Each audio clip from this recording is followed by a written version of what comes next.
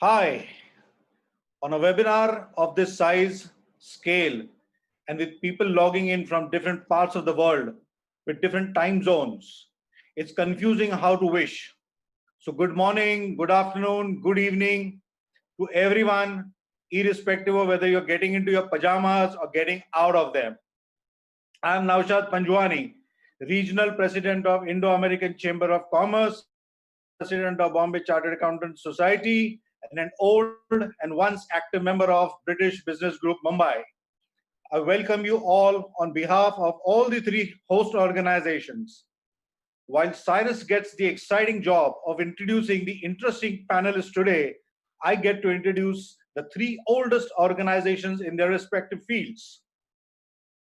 British Business Group, Mumbai, headed by the dynamic chairman Mr. Surendra Rosha and the able manager Ms. Rekha Menon, is a first port of call for those based in Mumbai and looking at doing business in the Indo-UK corridor. Their events are full of knowledge, network, and fun. Bombay Chartered Accountants Society is the oldest and largest voluntary organization of chartered accountants in the country for sure, and I suspect probably in the world too. It is a principal center and learning oriented organizations promoting quality service and excellence in the profession. My dear friend Manish Sampath, the current president of Bombay Chartered Accountants Society, is there with us and will address us later during the session. Finally, the Indo-American Chamber of Commerce, of which I am the current regional president West, is the only apex bilateral chamber energizing India-US economic engagement. Our relationships with the various states of United States of America, combined with our extensive network of numerous chambers of commerce across USA, makes us an attractive first port of call for all large as well as medium-sized companies looking to doing business in the Indo-US corridor. Before I hand over to Cyrus, I'd like to place on record our appreciation to our knowledge partner for today's event, LawQuest, which is a leading law firm headquartered in Mumbai and is very well known for its global immigration and employment law practices. Cyrus, the show is all yours. Thank you. Thank you very much, Naushad. Thank you so much. You set the bar very high now. I just want to quickly mention the name of this entire event because without a name, you can't have anything. I mean, our country's name is, for example, that otherwise you don't know where to go. The name of the show is The Global War for Talent in a Brave New World by Aldous Huxley, but apparently he's not involved because he's dead. But who is involved is a ton of great people, all academics. And the question you might ask is, if we have academics on a show like this, brilliant intellectuals, people who can see the future, who want to movers and shakers who will change the world or hopefully heal the world, why me with that panel?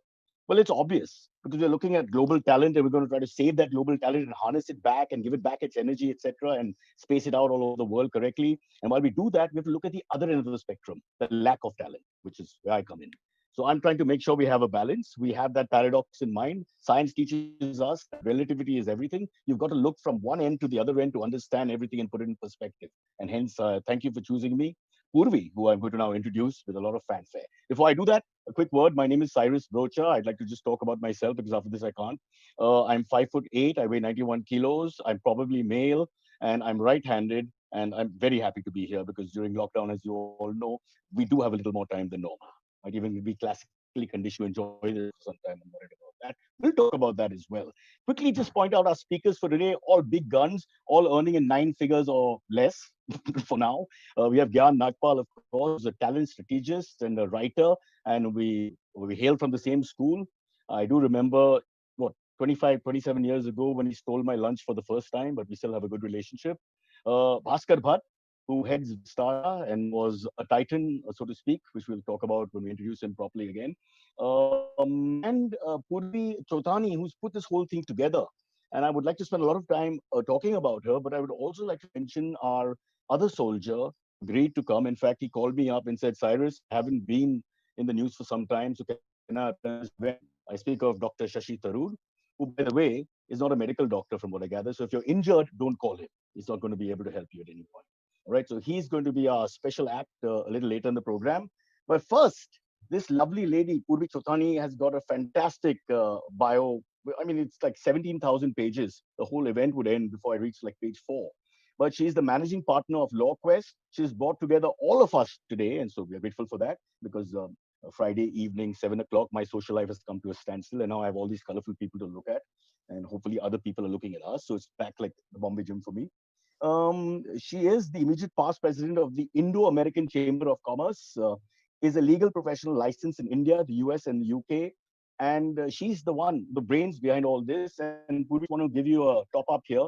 The last time we met about 10 years ago, you made me enter into a crab race, a 40-year-old male on all fours, tied to another male on all fours, running around. So, from where to where, your work, just covers the entire gamut. So I thank you for bringing me here. And of course, I'll be talking a lot of rubbish and a little, well, brevity is necessary, I suppose. But we are going to look at this as a very serious issue because suddenly this COVID world will end. And Purvi, if you can come and just say a few words and tell us why we're discussing this topic, while I scratch myself behind my head. Purvi. Thank you, Cyrus. I'd also like to thank all the three organizations who are supporting us today, and especially Naushad, who helped bring the three organizations together. So today, why are we here? We're going to discuss the biggest disruptor that any of us has witnessed so far, and I hope we don't witness another one like this. This has disrupted our lives, our business, the way we present at conferences, the way we socialize, and everything. I've been playing housey and treasure hunts on the internet. It's been fun, but it's really affecting business. So that's what we are going to discuss now. But in the meantime, there have been a lot of crises affecting people who are working abroad, people from abroad who are working in India, etc. And the immigration crisis that we saw within our country, the migrant workers. So how is this going to pan out? In countries where there is a flattening of cases or there's a reduction in cases, their focus has already changed. For example, in the United States, everyone is busy discussing George Floyd, the atrocities, and discussing the riots and the silent protests.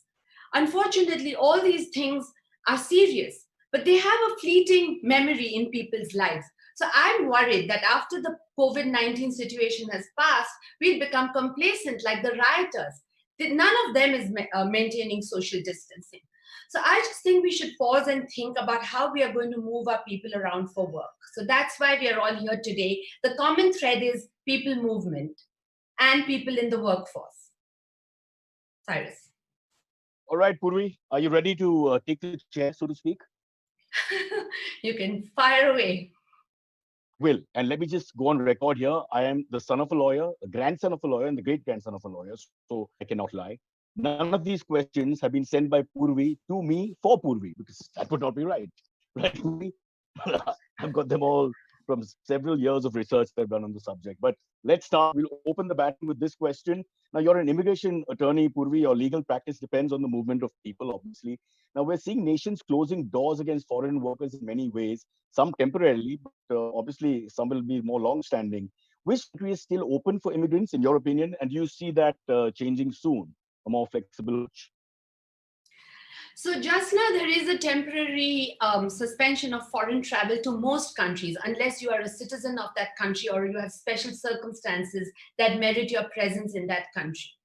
But all in all, Canada is still open for immigration. It's the most open country in India, in the in the world, in the developed world. So Canada is still a very attractive destination. But countries like Germany, France, the United States, all of them are making noises that they're going to clamp down on foreign workers in their jurisdictions. So it's a bit alarming. Even for the business travelers, the Schengen visa is currently suspended.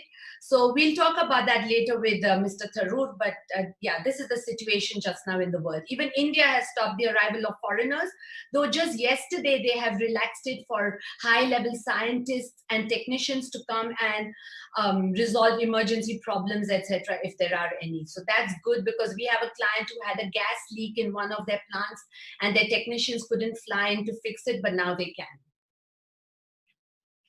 Right. So you're saying Canada at the moment is a little flexible and has not become very hard-grained as most of the Yes. nations around us. But what Absolutely. about North Korea? North Korea is pretty open to I migration. said the developed world. We don't know. Nobody knows what's going on there. All right, next question. Which country has taken the toughest measures against immigration? And is there such a country? And are these, in your opinion, permanent sort of restrictions? So I think I addressed the question in the earlier one, but I would say that the countries that are going to most affect Indians and our Indian economy, I'd like to speak about those, are the United Kingdom, the United States, Australia, some of the continental European countries. So these are the ones that are going to have a devastating effect on us if they clamp down hard. At the moment, they haven't made any permanent decisions, but there is a lot of conjecture and a lot of threatening announcements, especially from President Trump. Every 20 days, he's saying he's coming out with something new in the next 30 days. So we are watching. But he's personally working on a cure for the virus. You have to thank him for that. Um, so what would this mean for IT companies? I mean, we're the world's famous IT import-export sort of market. What's So going to happen I'm if we can't go to Germany and Australia and America and sure. UK? So I'm going to sort of add a little bit to that question. So I want to say that in two parts. Is President Trump going to be re-elected? And if he is, what does that mean to immigration? And what does it mean to the IT companies across the world, irrespective of his re-election? So first of all, is Trump going to get re-elected? Oh my God! Even the best predictors don't know that. But if you want to put your money on it, he's going to win. The betting institutes are giving you odds that he's going to win. But if you want to listen to economists who study unemployment and the effect of crisis on GDP, etc., they say he's going to lose and will barely garner 35% of the popular vote. So it's very hard to predict. But if he does get re-elected, I think that he will clamp down, especially on the temporary worker programs. And one of them is the H-1B program. Now, the Indian IT companies, many of our leading stars have got 70% of their revenue coming in from the United States. Now, the number may vary depending on whom you're talking to. But if he clamps down on the H-1B program, many of our Indian businesses, IT businesses, will have to rethink their model because they won't be able to send temporary workers over there. There's a lot of negative image about the program. However, a lot of it is nonsense. There is economic data to show that this program actually benefits American businesses and the American economy. But the vote bank in America does not recognize this. They only listen to and recognize what President Trump says, especially in the rural areas of America. So just a quick word as one legal luminary to another.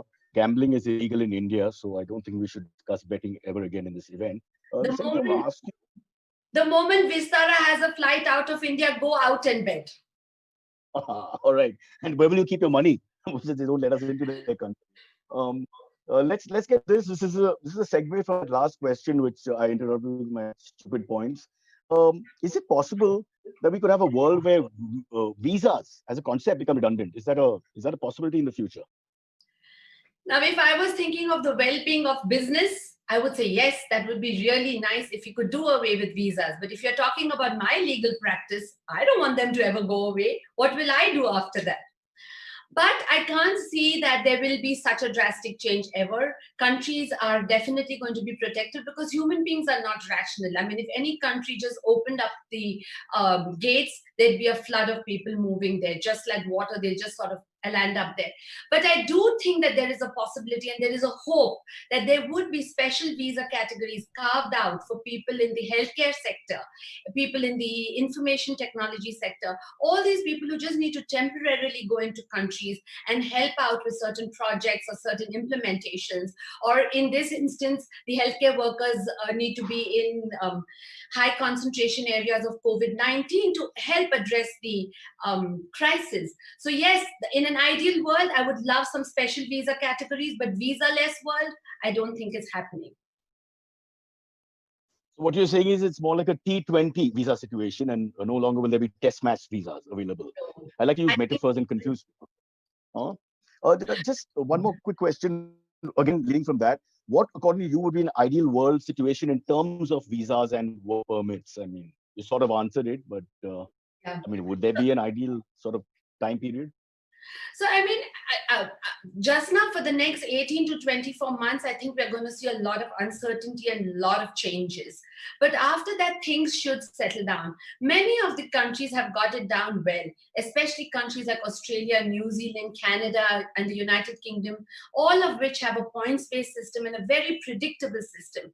In an ideal world, I would love more countries to have such a predictable system and not a system in which legal arguments can swing the decision of the officers, though that works well for us. All right, Purvi, let me ask you a very serious question to wrap up your section. Who's your favorite Bollywood actor? Oh my goodness.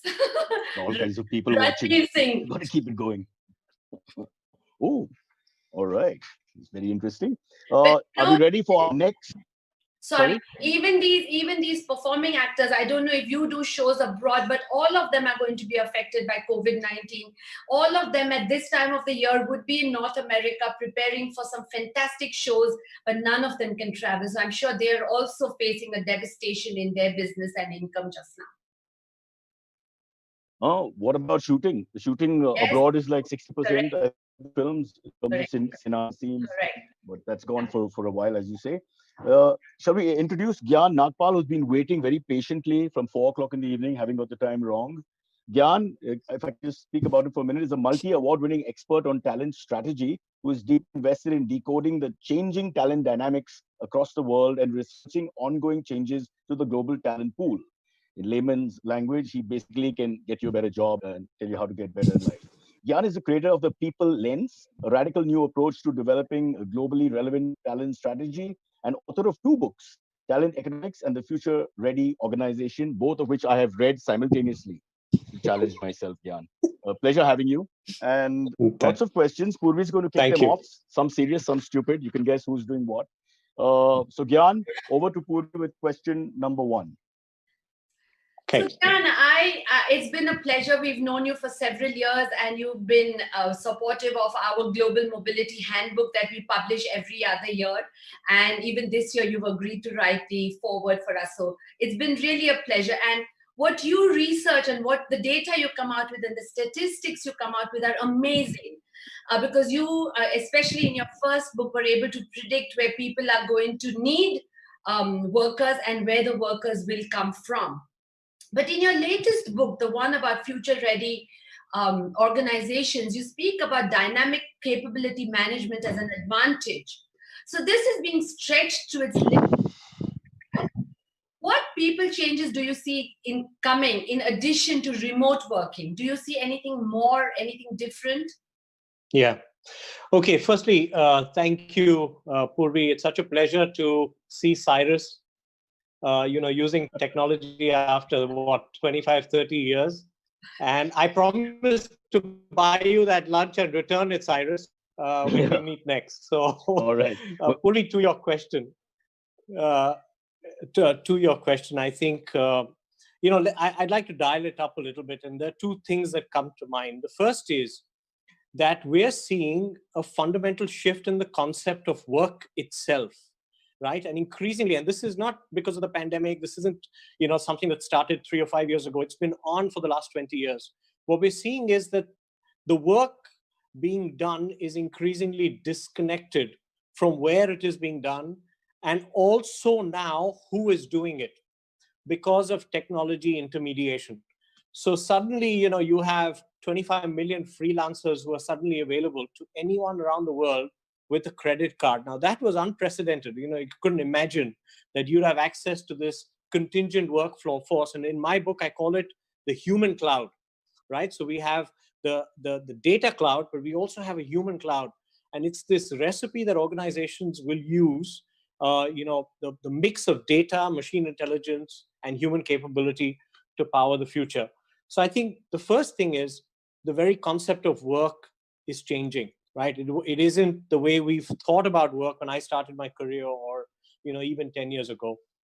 The second one, which I think is a little more personal to all of us and a little close to home, is that the very concept of employment is changing.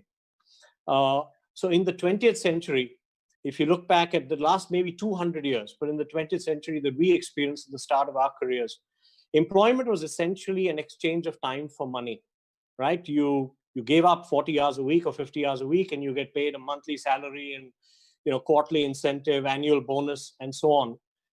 And increasingly, that's not the case anymore. You're not paying people to turn up anymore. You're not paying people to come and sit in an office. So it's no longer an exchange of time for money. So what will it be? And my hypothesis and the research that we've been doing says that it will become a much clearer value exchange. You create value and you receive some of that value in exchange. And therefore, all of us, that have an employment mindset have to start thinking about, how do we monetize our skills? How do we monetize our capability? And in a nutshell, that's what dynamic capability management will enable, both in the concept of work and labor or talent. Great. Gyan, Purvi, one sec before you go into the second question, the follow-up question, sorry. Just a quick word on how people at the end of the show can actually get in touch with Dr. Tharoor and all of us, all the panels, and ask their questions. So we have a number. You can WhatsApp to this number. It'll be flashing at points. 7899251181 is the number, I think. 7899251181. Is that right? Purvi, can you just double check? I'm getting the number. You can go ahead with your next question, Cyrus. Or is it mine? Yeah, I'm going to ask him. I want to ask him this question. All right. Go ahead. So Naushad, in connection with what Gyan, in connection with what you already said, you've frequently spoken about the supply side of talent and the demand from nations. So as the world adopted to working remotely, you already answered that, the way we are working is changing. So do you see that visas might become redundant? Do you see that all those H-1B workers who keep flying to America to work could probably do it sitting at home? If they can sit at home and work within the United States, then why can't they sit at home and work from India? Though it will be in a different time zone. What do you think about that? I think it's a great question, Purvi. And I wish the world was as simple as that it was a switch that you can switch on and off. Unfortunately, it isn't. Again, let me just, rewind on a trend and then extrapolate it forward. So let's say 20 years ago, in 2000, 2002, right? What I call the golden age of talent mobility. It was a time when global workforce movement was compounding at almost 25%, and this is skilled labor, moving across the world at 25% year on year. There was a patch which really powered, in some ways, the global connectivity and labor movements that we become quite reliant on. Now, if you come forward to today, right? So let's look at where we are today. The fundamental difference is that in the pre-internet era, talent was mobile, and talent has been mobile forever. In the post-internet era, for the first time, even the job is mobile. So now these are the two competing forces. You can have talent mobility, but the counterpoint is also job mobility. And sometimes it's easier to move the job to the people who can do it economically. Someone's willing to do it faster, cheaper, more efficiently. The job moves. That's the nature of demand and supply. So the first, I think, way to answer your question is there's definitely two competing forces, right? Talent mobility is not going to go away. Job mobility is here to stay, and they're going to continuously fight and sort of try and eat each other's lunch like Cyrus and me used to. Now, there's a second view on this, on the talent mobility stuff specifically.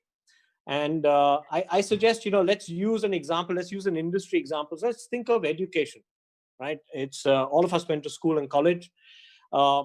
Now, there are some subjects like mathematics, which, even a professor sitting in Hungary over a screen like this can teach some basic mathematics to students on the other side. It doesn't matter. It's a simple, repetitive, algorithmic subject.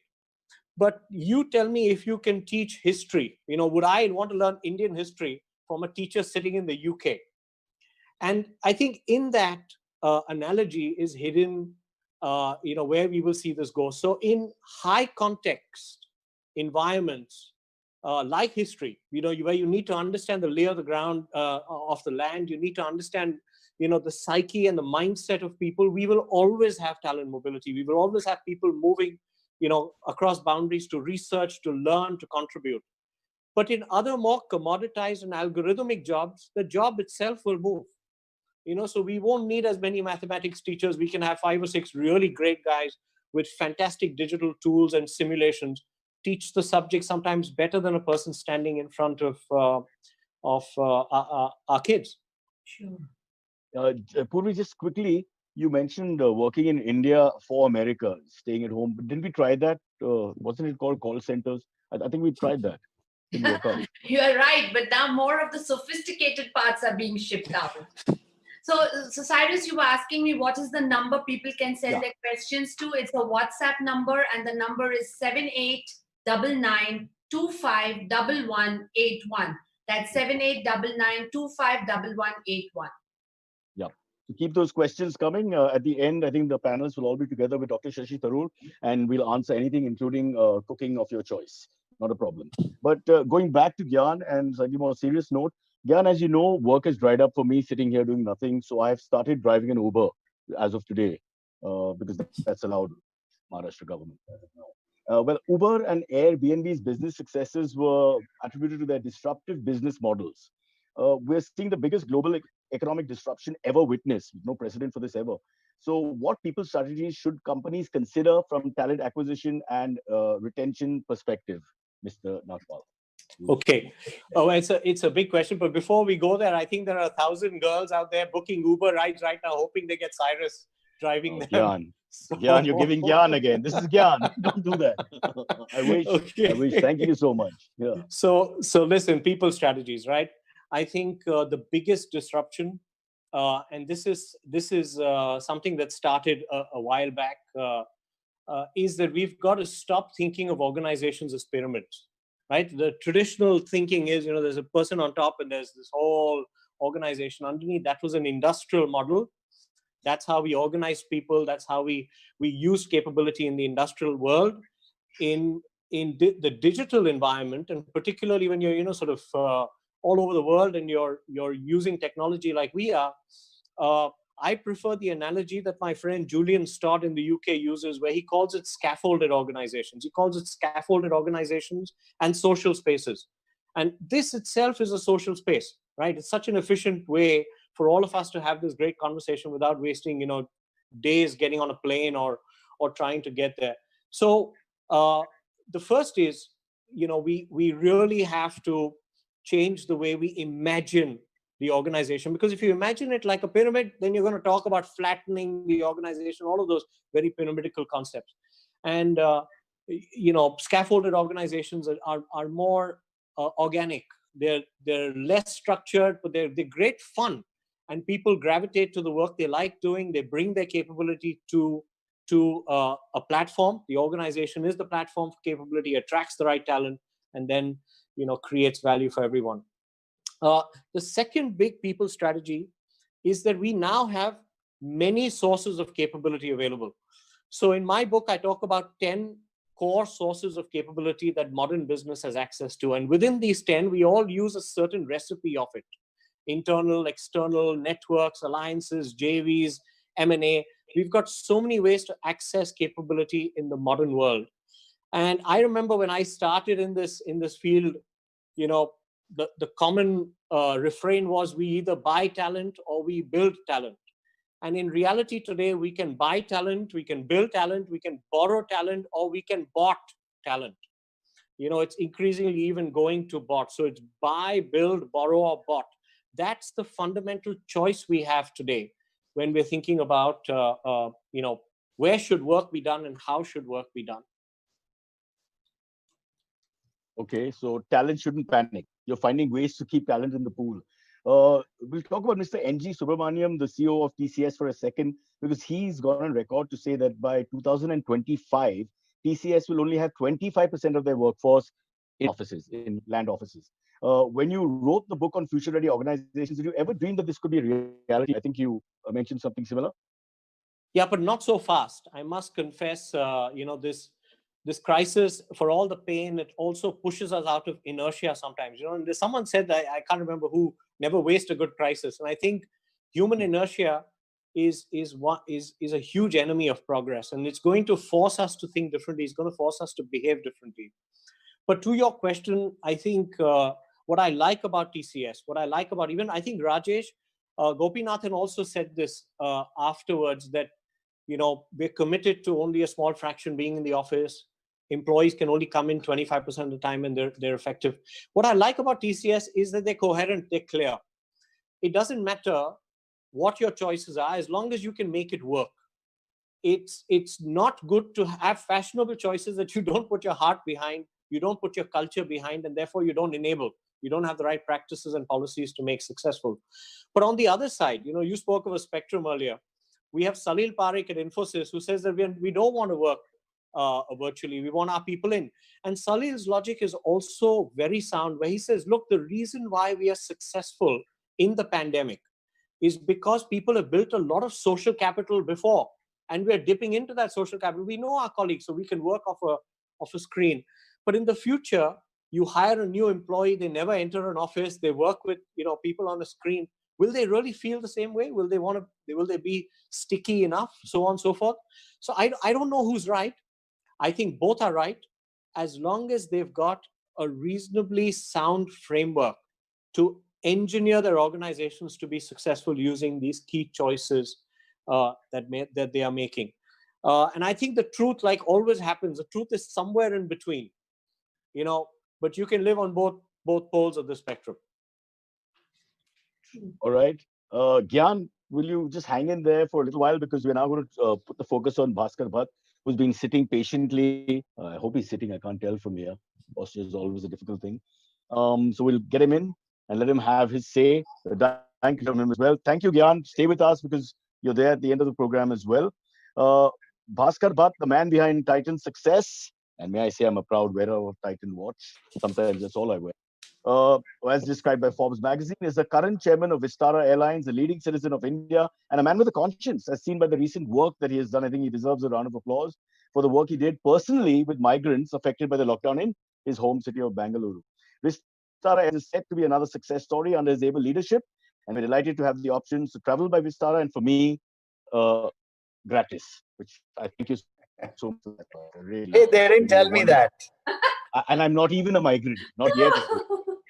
Nobody told me that. Wait. So, thank you. Just check Thank you, the Cyrus. memo. The problem with 25% workforce coming in, nobody knows what's happening. Mr. Bhatt, Purvi, it was in the fine print. It was in the fine print. You didn't see that. All of us. My lawyer, speak it. Purvi, you can kick off here with the first question on the aviation industry. Yeah. Right. So I think that the aviation industry and the tourism industry are the ones that have really taken a hard hit. After we saw the terrorist attacks in the hotels in Mumbai, we saw how hotels changed their behavior. The hotels were behaving different. Everybody who was going into those hotels was behaving different.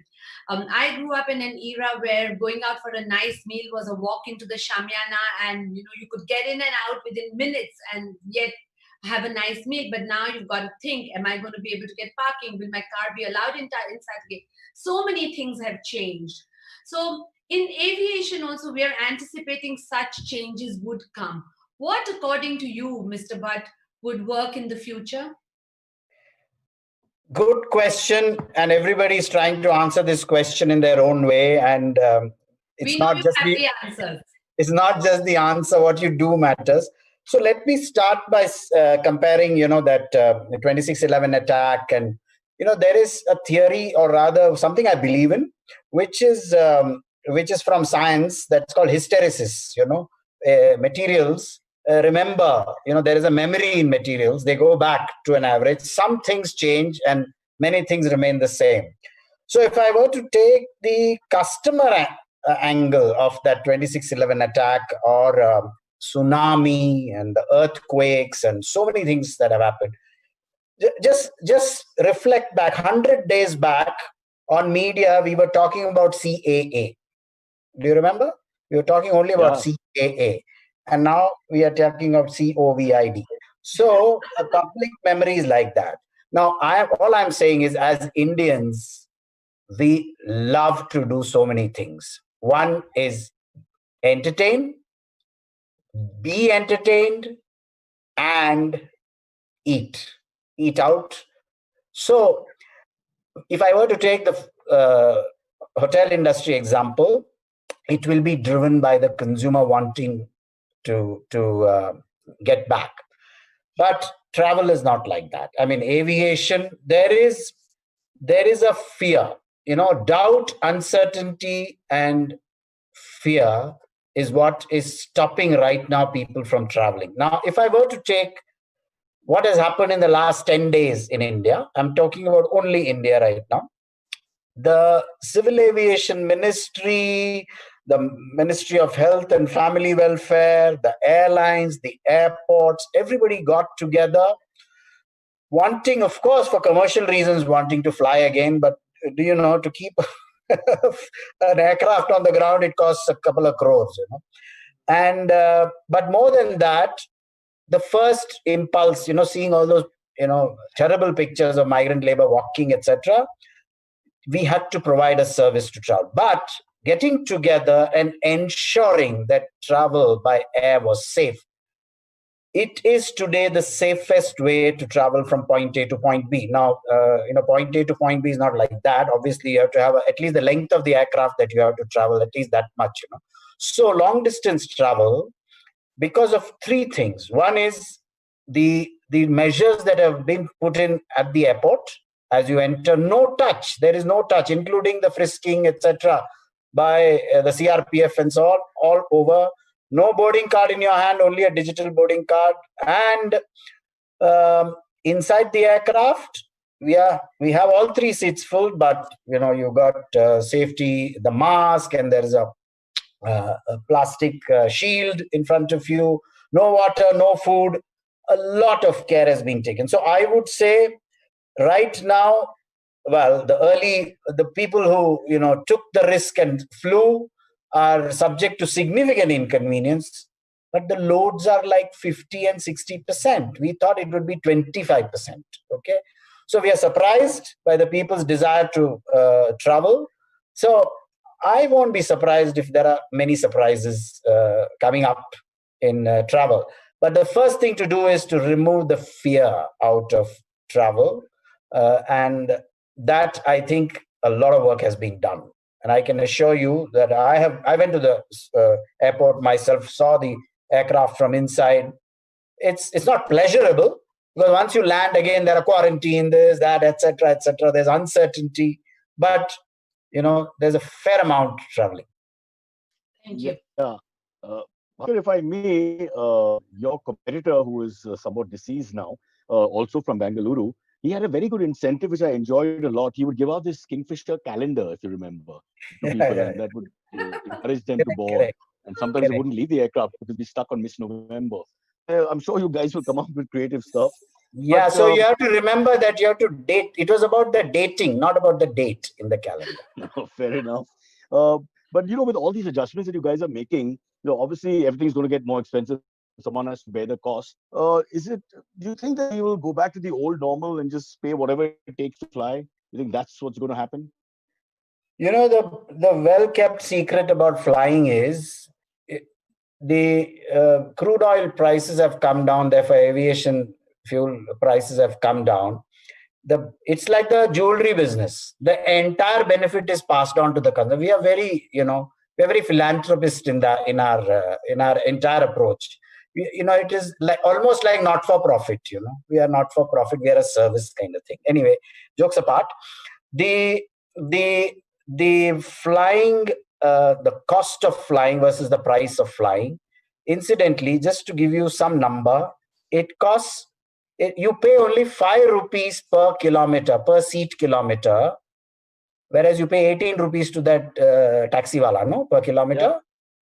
Yeah. It is only 5 rupees. Can you imagine that?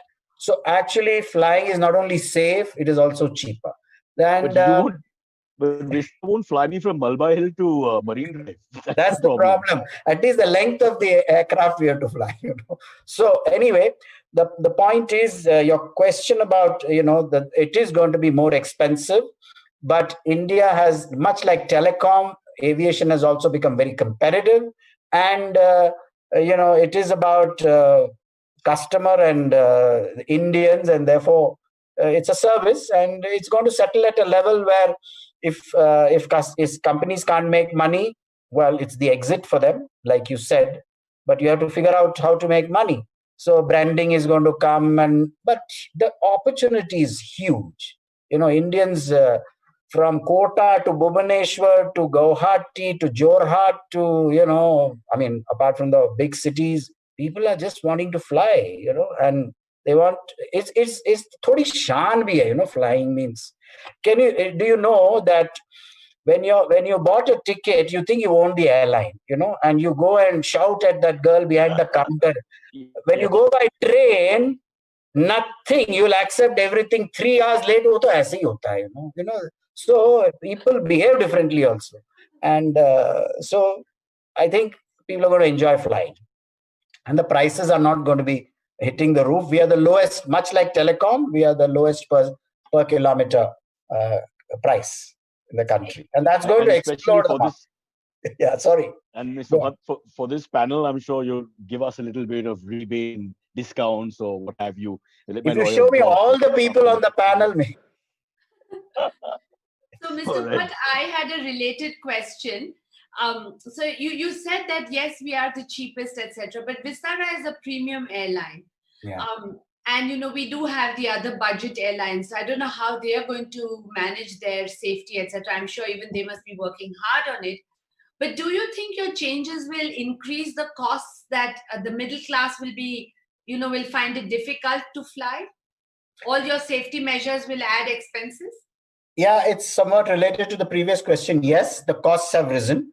And I must tell you that it is as safe to fly Indigo or SpiceJet or AirAsia as it is to fly Vistara. There is no difference. It is the entire industry that got together and said, we must make flying safe. So it's going to cost them as much and cost Vistara. On the premiumness of Vistara, I think the image of Vistara is premium, but no Indian, I came from an industry where, there was one product which adorns your wrist, where just the myth, you pay the premium for the myth, although that a brand which starts with R, it is 60 times less accurate than a Titan watch, but you'll still pay 10 lakhs for it.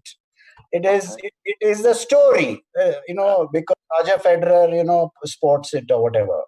Now, that is the difference. If I were to take Vistara, it is the images of premiumness, but the price is, we are maybe 5-7% more expensive than and sometimes we are equal.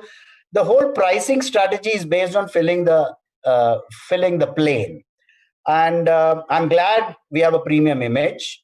I think more and more in aviation, unlike, or maybe in other categories as well, people will pay premium for authentic value, which is, let's say, safety and things like that in flying. Similarly, in automobiles, it will be for not just for the brand name, it will be for the engineering, and it will be for the fuel consumption and green, etc., etc. So the premium, the branding and the premium, the story on premium is going to change, I think, post-COVID. People are going to get more careful, and Indians were always careful. Nobody pays. How much bargaining all of you do, no? When you bhaji kharidega, to kitna bargaining karta hai yaar. 2 rupees kam karna. So we are very good bargainers, and nobody pays a premium. Tanishq brand is like that. It's very high end in terms of image, but it is still, you pay for the per gram of gold on the same rate as the others. Sorry. We are promoting every brand under the family. I'll have to give you another half an hour just for that. But can we personalize the next question a little bit? Because I'm sure as a head of industry, people would love to know whether you personally, I'm sure you'll have to say it politically correct thing to say, would you like to fly? Would you want to fly right now? And if you did, what would you like to see in terms of the aeroplane culture and what's going on when you fly? Yeah, there is a during COVID, and there's a post-COVID thinking I've done on this. Right now, during COVID, incidentally, I am hoping that I can get a seat on the reverse evacuation flight to one of the destinations abroad for a very personal reason, and that is going to hopefully when I finish this, that will be confirmed. But post COVID, I mean, what one wanted to see in flying was really more comfort, broader seats. Even in, I'm talking about economy class, whereas airlines have been pushed and pushed and pushed to narrow the seat and reduce the comfort. Um, Incidentally, the safety of flying is not just about all that I said. The air is also much better, much better than if you were to take any other mode of transport, unless of course you got to open in a train, you open the windows. What I'd like to see, first thing is, like good Indians, I'd like to get my idli sambar rather than get whatever they dole out as breakfast. But more than that, I think there has to be more space for. It is not good to sit and fly all the time. It is health wise not good. You have to have more space. You have to be able to walk around, and therefore obviously that 5 rupees per our RASK, it is called, revenue per average available seat kilometer, can't stay at 5. It has to go to 7, 8 perhaps, and that's what I'd like to see: more comfort, more space, better and curated food and fresh food, especially long journeys. Bhaskar, will you be flying Vistara? I know it's a personal thing, but when you go overseas in the near future? No, Vistara fly. We've got a Dreamliner, but it can't fly yet overseas. So it will be Zindabad, Hamara Air India. Right. Okay. Fair enough. One last question. We're running really late here, and Dr. Tharoor has called me 11 times saying he wants to be on air. He loves the program. Wow, he calls you? Yeah. Just for no reason. Sometimes crank calls. Yeah. Quick question. I'm sure you've thought about this, so let me just frame this correctly. Obviously, people will be more comfortable, I think, in the near future with the domestic travel circuit, and not so much with, going abroad. A lot of people will be a little worried with the longer flights, as you mentioned, no food, water, etc. So, are you guys going to do something special in terms of domestic travel? Are you going to really go for that market now? Yes, it is growing faster than international travel. It's growing rather faster.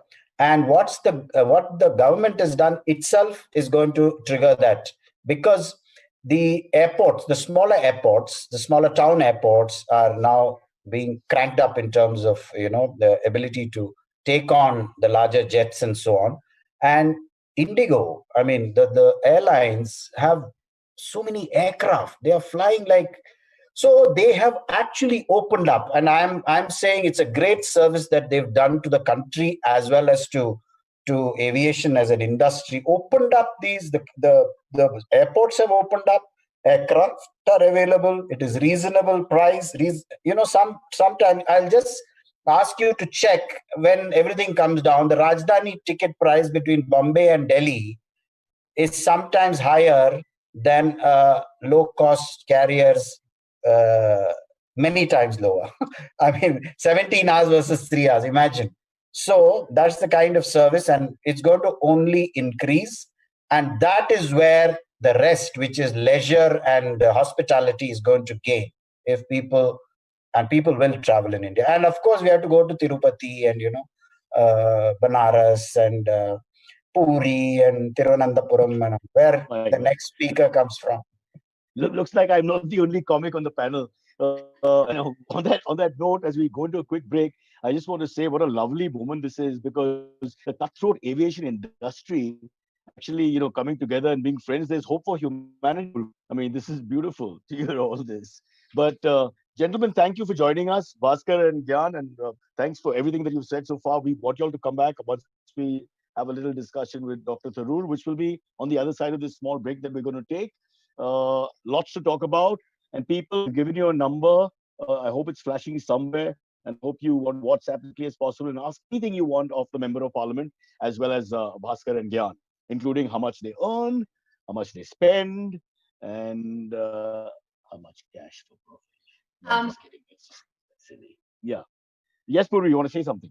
yeah, I just want to give out the number, Cyrus. You can repeat it after me. 7899 7899 2511 2511 81. 81. People can And WhatsApp their questions. Everybody. Purvi, I just don't want any of the males in your family to get upset. You are the first woman to give me a phone number ever so openly, and just there in front of all these August panelists. So I'm slightly disturbed actually. I can't believe this is happening to me. Wonderful day for all of us. We're taking a quick break, folks. Stay where you are. We're going to talk to Dr. Shashi Tharoor. We're going to also get back Bhaskar and Gyan, and then we're going to hopefully get some questions from you. So we have a little left in the show. Please come back. We're taking a quick break for about 2 or 3 minutes.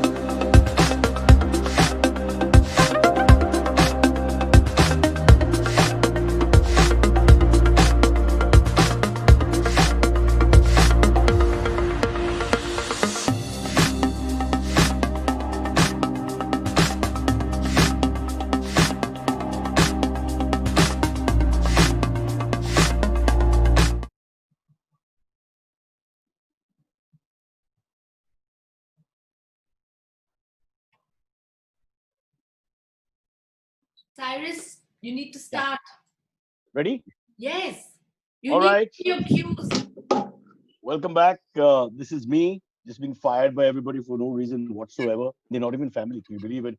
But we run a little late. Dr. Shashi Tharoor has been waiting, so we won't waste time. I'll introduce him. Delighted to welcome our renowned Member of Parliament from Kerala, former Under Secretary General of the United Nations. Dr. Tharoor also serves as chairman of the Parliamentary Standing Committee on Information Technology. That's who they stand. And the All India Professional Congress. In 2019, Shashi Tharoor received the Sahitya Academy Award for his book An Era of Darkness. That darkness continues till today, apparently. Tharoor is an acclaimed writer, having authored 19 best-selling works of fiction and non-fiction, and is about to launch 2 new books, if time permits, we'll get a word on that as well. He's also the author of hundreds of columns and articles in publications such as the New York Times, the Washington Post, Time, Newsweek, the Times of India, the Indian Express, the Hindu, and many, many more. And unlike me, he gets paid for the articles. Dr. Tharoor has many, many more achievements to his credit, but we don't want to waste his time. We want to get right into it. Dr. Tharoor, welcome to this wonderful panel. We've been doing lots of great work so far. Everybody's had a lot of time. Everybody's spoken too much, frankly. So let's see if brevity is the soul of wit as we go forward. The first question, are you ready? Are you warm? Are you good to go? I think so, yes. The sound goes in and out, but we'll hope that the Indian bandwidth holds up for the evening. Can you hear me properly? Yes, I've got my thesaurus on standby, so I'm ready for your answers. I'll be doing my thing on the side as well. The first question, Good. Dr. Tharoor, virtual events are here to stay, but we're so tired of this word webinar. Now, with your command over the English language, some say you wrote at least 30% of the language. Could you give us another word? Because this is just bandied about.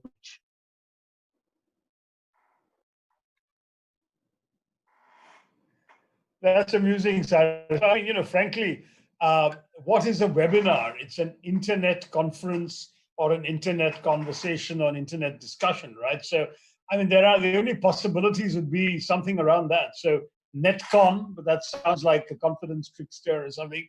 You could have a netcussion, or we could go the Desi route. And since we're all far away from each other in virtual reality, we could call it Doordarshan. Aha! I like Doordarshan. Penning it There down. is Cyrus on Doordarshan, right? Doing a fun ki baat. There you go. Oh, Kriya Dhyan DJ. This is not a panel for political posturing. But go ahead in the spirit of good comedy. The story of migrants. Now we're going to go a little more serious, Dr. Tharoor, and you've done a lot of good work, so we'd like to just talk about that. The story of migrants, both within India and outside, has been heart-wrenching. Your role in bringing back Indian nationals from the Gulf has been very prominent. So could you just give us a little bit of insight, sort of thing on what worked and how you did it, and share maybe an episode or so about what touched you when you were, in the middle of this perhaps most important job for any politician? Right. Well, there are all sorts of problems, and certainly for me as a member of parliament from Kerala and from the capital of Kerala, I had this unusual difficulty, unusual for other parts of the country perhaps, but not so in Kerala, of constituents scattered around the world and stuck. So you had, I was inundated, and I still am, by the way, with messages from people, fishermen stuck in Iran, students stuck in Ukraine, ordinary sort of charitable workers stuck in Haiti. We had businessmen who'd gone to Singapore and Malaysia, and suddenly the flights were cancelled. There was an enormous change in the realities of people's daily lives. And of course, while we locked down, so did many of their countries. Now, whereas people in some of the developed world had the kind of facilities they felt they needed to cope with the crisis, certainly people stuck in some of these countries that I mentioned to you, as well as some of the really poorer developing countries, they were extremely anxious and desperate to get back, but India had suspended all international flights. And so it was quite a job for all of us. Certainly for me, the challenge was working with the central government, that is the foreign minister and the civil aviation minister. And let me tip my hat to them, even as an opposition MP, and say they were really models of responsiveness and cooperation. Then working with the state government, I have to explain to people that as a Congress MP, I'm actually in opposition in both places. In the state, it's the communists who are in power, and the center, it's the BJP who's in power. So it was an interesting exercise in across the aisle cooperation. But everything came together at the end, and I'm proud to say that we've been able to repatriate a lot of people who were getting rather desperate where they were. And there were lots and lots of cases. But if you want me to mention one anecdote, I think it would not be so much about an inward migration, but a very unusual case that I was confronted with when a constituent who was herself out of the area said that, and she was in another Indian city, she said that she had a small daughter with a very rare kind of cancer, a rare blood disease, a form of leukemia, for which the only known possible cure was an experimental treatment in the Netherlands. But that required them to test her blood for a genetic variation that they could then treat. And that meant that the blood sample had to be gotten to the Netherlands. Now, this is all very well. They planned to do everything, and suddenly the lockdown happened, flights were cancelled, and there was nothing they could do. And at the same time, of course, they couldn't take the child because there was no way of going. They couldn't send the blood sample. And the test had to be run before the child turned 2, or it was too late. And the child's second birthday is in June. So this is in April this happens. And I have to say, I spoke to the Civil Aviation Minister, Hardeep Puri. I spoke to the Foreign Affairs Minister, Jaishankar. I said, this is a purely humanitarian thing. There's nothing else to this. Can we as India rise to the occasion? And I have to say, they were both magnificent. They came through. We had the blood picked up from the hospital in the town where the child was. The blood was taken by road to the nearest airport from which an evacuation flight was being flown of foreign nationals. I think it was from Mumbai airport. The blood then got to Europe, but not to the Netherlands. There, one of the Indian embassy staff took the blood and rushed by road to the Netherlands and got it to the institute in time. And to my mind, this was an example of just human beings coming together to save another human being in distress. And it gave me a lot of hope that our system, which is often portrayed, and justifiably so, as unfeeling and careless and forgetful of the needs of our ordinary human beings and migrant workers, that somehow we could come together if all the pieces fell in place and help an innocent, ordinary human being, in this case, a not yet 2-year-old child. Yep, these are the good stories, Purvi, about politicians we don't hear. Yeah, we only hear about bribery, corruption, and slapping people in public, but this is lovely. You have a question? very touching, Dr. Tharoor. I attended one of your other Doordarshan sessions when you were speaking with one of the excellencies from the Gulf region. And in that Doordarshan session, you spoke that deglobalization, which people are talking about, could have a negative impact on India. Could you please share with this group what you meant by that, please? Well, Purvi, there's an increasing concern that we are now finding that COVID-19 will inaugurate an era of deglobalization. By that, I mean quite simply that we're living in a world where, most unfortunately, a lot of countries are turning more isolationist and more protectionist. The pandemic has confirmed for many countries that in times of crisis, people rely on their own governments to shield them. The global supply chains are vulnerable to disruption and are therefore unsustainable. The dependence on foreign countries for essential goods, such as pharmaceuticals, even the ingredients that go into making them, can be fatal. Everyone, for example, discovered suddenly that most of the stuff that goes into making pharmaceuticals or even importing ones comes from China. Even India imports the ingredients from China. Now, nations tried aggressively to acquire medicines and supplies for their own people at the expense of each other. There's a rush to reset global supply chains and to raise trade barriers. People are saying, why should we be in a position where one of our key industries is crippled because an essential part is made in another country which is under lockdown? That happened when China was the first country to go under lockdown. The demand for more protectionism and self-reliance has been echoed in Mr. Modi's call for Atmanirbharta and for bringing manufacturing and production value chains back home, or at least closer to home. Now, along with all of this, the global flow of capital investments might slow down, multi-border pipelines and energy grids might slow down. International travel already has been suspended. There are no more ideas of free and open borders. Even the Schengen in Europe no longer holds. They've shut down all the Schengen borders. Everything, all these old assumptions that we were living with until February or March have now become vulnerable in the post-COVID era. Remember that the world economy that had thrived since globalization began in 1980 And that was the economy we integrated into after our liberalization in 1991, rested on an open system of free trade. Now, that had already been shaken by the financial crash of 2008-9 and the American trade war with China under Trump in more recent years. But with the coronavirus, exports are falling everywhere. Indications are that world goods trade may shrink by 10 to 30% this year, if not more. And then people are saying, let's decouple. So decoupling from China is being talked about. Japan, for instance, has set aside $2.25 billion in incentives for Japanese companies to pull out of that country. And that in turn means that without inexpensive Chinese labor and subsidized inputs, the era of cheap globalized goods may be over for us too. But what's the bigger challenge? COVID-19 has convinced many in many countries that foreigners are to be feared, that strict border and immigration controls are essential, that countries cannot always expect useful help from their neighbors and allies, and that national interests should trump international cooperation. Our model rested a lot on exporting our skills, our talent. We had people going on H-1B visas to America. Are they going to be able to go in those kinds of numbers?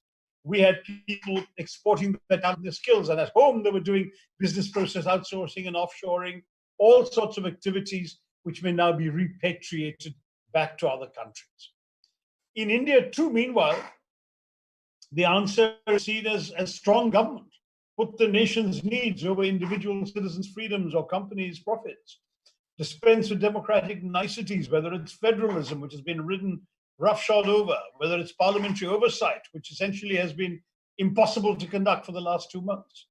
So all of this means that both domestically and globally, I think this era of deglobalization is going to cause us a lot of problems. That's what I meant, Purvi, with what I was saying. And I have to say that the question of other things should also be in our mind. Racial discrimination.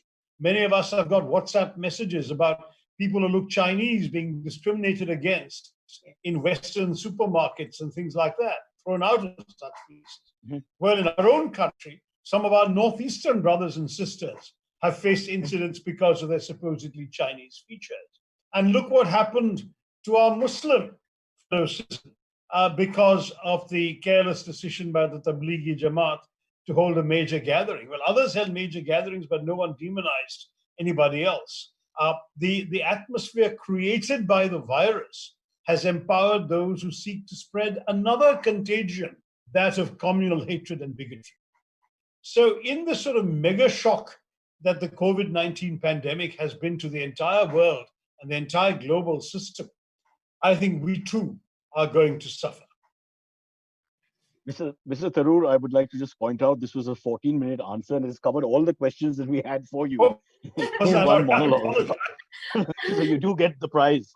But there's a little elephant, small elephant in the room, perhaps a wrong analogy for the day and what happened in Canada recently.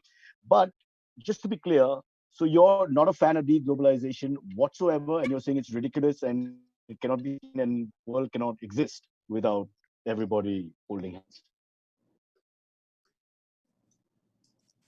Yeah, I mean, frankly, that old line in American politics when Rodney King was being, can't we just all get along?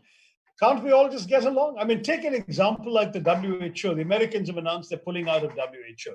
Well, what is the World Health Organization for? It's an organization that's meant to protect everybody's health across the world. So instead of actually pulling out, we should be strengthening an organization like WHO, giving it more independence and autonomy to challenge what's going on in individual member states. But instead, we are seeing sovereignty being reasserted, treaties and trade agreements being questioned. Multilateralism itself could be the next casualty. Imagine that entire international system that was so painstakingly constructed after World War II, unraveling because of this crisis. Instead of strengthening the capacity of global institutions to cope with future crises, the world's reaction to the virus looks like destroying the very fundamental feature it has exposed, which is the idea of our common humanity. So I must say that I'm very, very concerned about all that, because a country like India, right from Nehru's Tryst with Destiny speech, has always believed that the problems of the world are too closely knit together for countries to pursue them alone. We really need to work in cooperation. And that's going to be a major casualty, I think, which is not going to help us or anybody else. So Cyrus, Right. I had a request here. If we could invite the other panelists back, because we want to get Dr. Tharoor to his movie as soon as possible.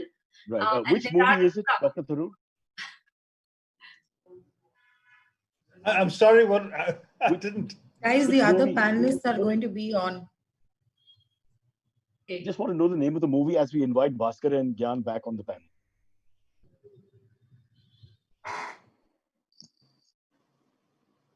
Dr. Tharoor, are you there with us? Sorry, Cyrus, I didn't actually hear the question. The sound was going in and out. Oh, that happens Maybe with it's anyone my around end. me. Can you tell me? Yeah. I just want to know No, the name I have of a the good picture. Sarkari broadband. Sorry?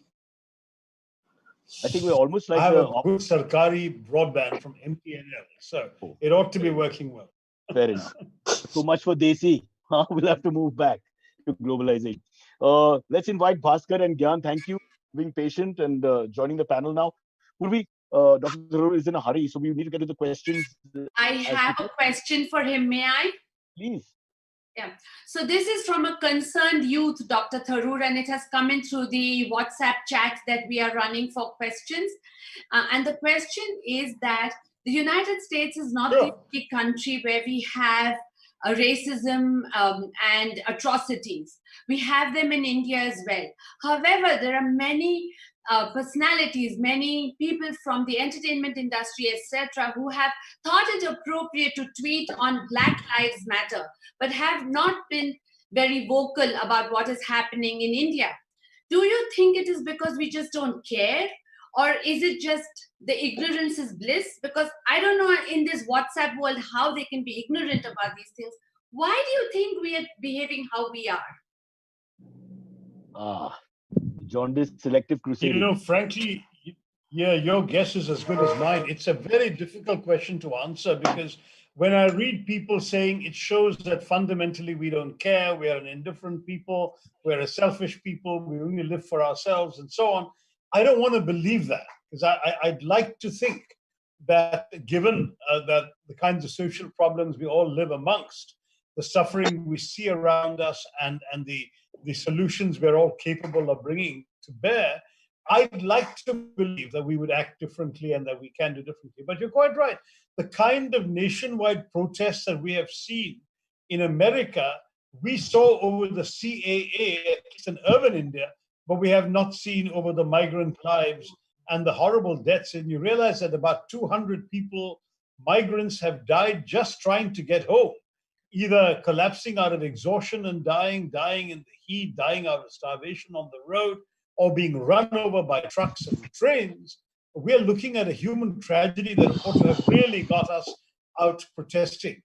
But partly because of the lockdown and the very strict enforcement of the lockdown, and partly perhaps because somehow those with the energy, the means, the wherewithal to protest have chosen to protest on places like social media and WhatsApp rather than out on the streets as the American kids have. That seems to be the one plausible explanation. But I don't have any better answer, and that's why I said your guess is as good as mine.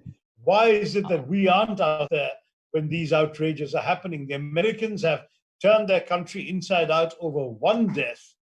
We've had 200 migrant deaths, and we haven't done anything like that. Reason to be ashamed. Cyrus, over to you, please. Sorry, I had to ask that. No, I have a different take on this slightly, and that's I'm an animal lover, and I have to face people saying, "Why don't you help humans all the time?" I don't like this hierarchy of compassion and empathy. I frankly, I think we spend too much time with that, making a judgment call.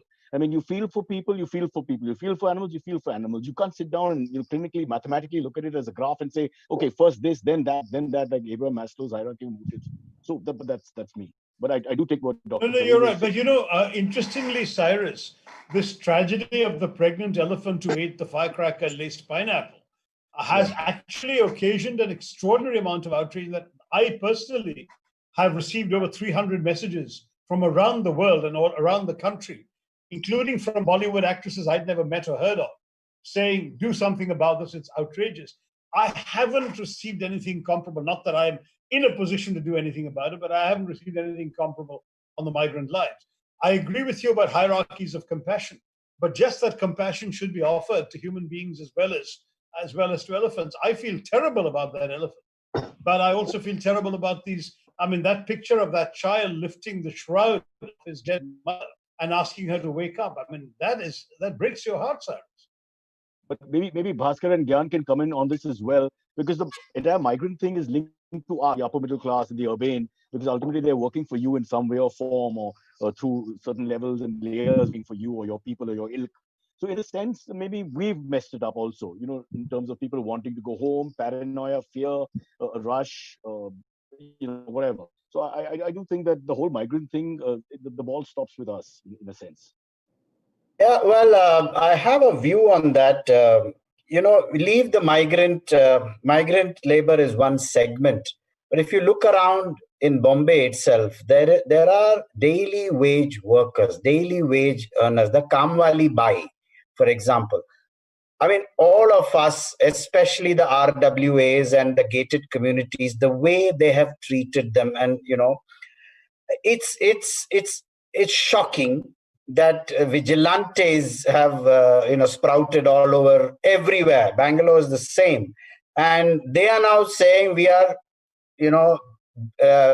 above the law, and even we can walk into an individual house. I'm talking about the Kamwali Bai, whereas they're not allowed. And what happens? And they don't look after them. They're daily wage workers. So we are as much to blame. The migrant labor, of course, was all over on TV, but there are daily wage earners, all of them. And yeah, go on. Sorry, so your point is absolutely correct, which is it is the building societies and those types of people who are worse than the government. And they are like you and me, no? The most fascist people I've ever met with the people around me in my lane right now. I mean, they're correcting you and going berserk with their paranoia and trying to be one up on everything and telling the Kamwali Bai to disappear. And where does she go? What, as you said, doesn't earn 3-4 days. Where does she go? What does she do? What's the next step? Issue them all out. So, but I think it's time for us to take more questions. Purvi is looking at me like I'm a Kamwali Bai who needs to be thrown out. I think there's a question for Gyan. Do you think that in the post-COVID world, the talent shortage will further exacerbate because the available skill profiles may not necessarily match organizations' current and future requirements? Especially because highly skilled talent is expected to be retained even during downsizing. Sorry, it's a long question. Okay. No, but I think it's already happening, Purvi. And, if you look at capability trends, labor trends, they tend to be very long-term, 20, 30 years and more. And these are just speed bumps. They don't fundamentally change the direction in the way the world works with its capability set. It's a global talent pool. But I might add that, earlier we discussed about how work is changing. And I think for me, the bigger risk is some of us aren't challenging our assumptions enough as labor, as talent. The way we'd like to work, the way we've been comfortable working. We have to get out of our comfort zones. And human inertia is much more of an issue. In the previous question, I think it is fear, which is a bigger problem than even the virus at times. In this case, I put the responsibility on us that, it's important that we look at the world very differently and then retool ourselves for the future. Organizations will always need smart people. Organizations will always value, value creating capability. Great, thank you. All right. Can we squeeze in one more, Dr. Tharoor? So, or you have time for 2 minutes? Sure. All right, quickly. Purvi, sorry. Go ahead. Yeah, so one is, I want tips on how to improve my language. You just saw I struggled with that word. So that's my first request. Give me some tips. And the second is, can you tell us about your 2 new books that are coming? We'd like to know more, and the audience would also. Thank you, Purvi. Well, on language, I really have one very simple piece of advice to everyone who asks that question. Just read. The more you read, the more words you'll pick up. And it doesn't mean reading with a dictionary by your side. I'm convinced that if you read the same word in three different places in three different contexts, you'll not only understand the meaning of the word, you'll understand its usage, its nuances very easily. That's pretty much how I acquired my vocabulary, by reading widely and indiscriminately from a young age, and reading, of course, above my age level, which is what helps you to improve. There's no point reading stuff that doesn't challenge you, but it's a great way of acquiring a vocabulary in any language. And I remember when I was learning French, for example, I decided that I would go back to my childhood and pick up the Tintin or Tintin, as a friend said, and the Asterix comics in French, and see if I could understand them. And it was a great way of actually enjoying myself, reliving my childhood, and actually improving my French. So reading is the simple answer. On the two new books, I was actually in the process of finishing a book for Penguin when the lockdown and the COVID thing hit us. And that's actually a fairly light-hearted, illustrated book called Tharoor. We wanted a book that combined my name with a Tyrannosaurus that everyone's terrified of, and a thesaurus that Cyrus insists on carrying with him when he meets me. And that book, the Thesaurus, was supposed to come out in March. We finished it in March. It was going to be delayed till May. Now it's going to be delayed till whenever the publishers can get back to normal post-COVID. But I used the lockdown time to work on, and I've made a lot of progress on much more sort of substantive magnum opus on nationalism, which is a subject that I think is of immense importance and interest to all of us in India, given that we have a government that's been trying to revive the theme of nationalism, but also redefine it, and in many ways to sort of claim sole proprietorship of it. So it's a book that discusses the very concepts and ideas of nationalism globally to begin with, then brings it down to the so-called idea of India, the kind of nationalism that emerged from our anti-colonial struggle and the nationalism reflected in our constitutional practice, and then today's alternative idea of nationalism and where we're heading. So it's a fairly substantive book. I've tried to make it accessible by throwing in a lot of anecdotes, stories, incidents from my own life and my own experiences at the UN and elsewhere. So I hope it'll be more readable than I've just made it sound. But we should have that out before the end of the year. I've made a fair bit of progress on it when I'm not webinaring during the lockdown. So they both sound very exciting, and we wish you all success with them, and we hope you get another award for it, maybe a Sahitya Academy or anything that you desire. Oh, thank you. Anything that the present government is willing to bestow on you, which apparently is not coming Well, anytime soon. maybe one of the international awards. Why not? I don't think this government will be very keen on that. But perhaps, Dr. Tharoor, when Parliament in session, maybe you could suggest words like democracy. I see Mr. Bhatt is back. Yeah. Yes. Yeah, well, we go into issues of democracy, egalitarianism, humanity, words like that. From different contexts, but we'll save that for another day. Just there's a lot of that we have to go into. Yeah. And identity as well is another word that we go into. But I see Mr. Bhatt is back. And, I had actually spoken to his to members of his board some time ago about getting flights started to Trivandrum. I just wanted to hope that as soon as possible, Vistara will be flying to Trivandrum again, because we need to get that connection back. आपके मुंह में घी शक्कर, sir. Now you are speaking like the politician. He's speaking like the industrialist. Yeah. Certainly. Anyway, right.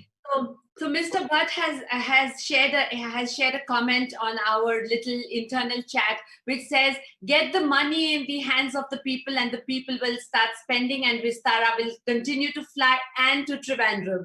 So, Cyrus, I think we should call it a wrap. We'd call it a wrap. I just want to thank you and quickly mention what a lovely panel this is, and I'm not being sarcastic in any way, because I was just thinking, Gyan will take care of my career and industry and where you're going forward, how to navigate life. Bhaskar will take care of travel, one of the most important things in the modern world. Purvi is our lawyer, and when it comes to influence, gosh, so it's all working very well for me. So very pleasant evening. Jokes apart, thank you so much. Let's do more of these discussions. And as we thank each one individually, Purvi, Gyan, Bhaskar, and Dr. Tharoor, thank you. Extremely thank you. If that's the right English, extremely thank you. Better take tuition after. But we will end I also want to in a say form. thank you, Cyrus. I want to thank you all, to you especially, for making it a lively discussion. And I want to thank Dr. Tharoor and apologize for our delay. Thank you, Gyan and Mr. Bhatt, and also the Chambers of Commerce that supported us. Thank you. Right. Puri, and of course, you're the brainchild and all this. Let's not leave you out. But we have a formal thank you, Mani Sampath, who's, I hope, had few, and by few, I mean lassi or whatever is allowed by the government, to give us, take us out of this entire webinar, Dr. Tharoor. Called a webinar, I'm told. Doordarshan. Mr. Sampath. Thank you. Good evening, everyone. And we have reached the end of today's discussion, and my hearty congratulations to all of you for making this webinar a grand success. I am honored and lucky to have the opportunity to vote of thanks to for this special event. Firstly, Dr. Tharoor and all other presents, please excuse me as I will not be using any of the exotic words from the voluminous Tharoorian vocabulary to propose my vote of thanks. Friends, all of us will believe that in the past 70 days and more, the media has written and said a lot about the migrants issue, both in the blue collar and white collar jobs. But today's discussion was fascinating, insightful, and very thought-provoking. The panelists covered all the issues in the crisis from the perspective a lot of different sectors and industries. What I particularly liked about Dr. Tharoor's presentation was when he mentioned that the migrants issue everyone on an equal footing. Additionally, he also mentioned about the humane side of our full system, and what he mentioned was very special. And otherwise, we would have never known about this, as it would have never been reported in the press. The way in which he explained the subject and other economic aspects of the extraordinary situation was exemplary. We express our gratitude to you, sir, for spending your time and evening with us, and we are grateful to you, and please accept our warm appreciation and a virtual applause. Further, I, on behalf of all three sister hosting organizations and all of you present here today, would like to propose a very hearty and well-deserved vote of thanks to all our panelists, Purvi, Mr. Mr. Bhaskar Bhatt, Mr. Gyan Nagpal, and wonderfully moderated by our friend Cyrus.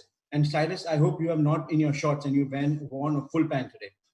All of you were brilliant and spoke their hearts out from different practical experience and business understanding on human resources as an important factor for any economic activity. A big thank you to all of you to have made today, and for the benefit, your thoughts were really a benefit to all of us. I would like to thank the Western Region President of the Indo-American Chamber of Commerce and my very dear friend Naushad to put this together and offer us to co-host this event. And finally, friends, a big thank you to all of you to participate in big numbers and making this event a grand success. Good night, take care, stay safe. We'll meet again. Bye.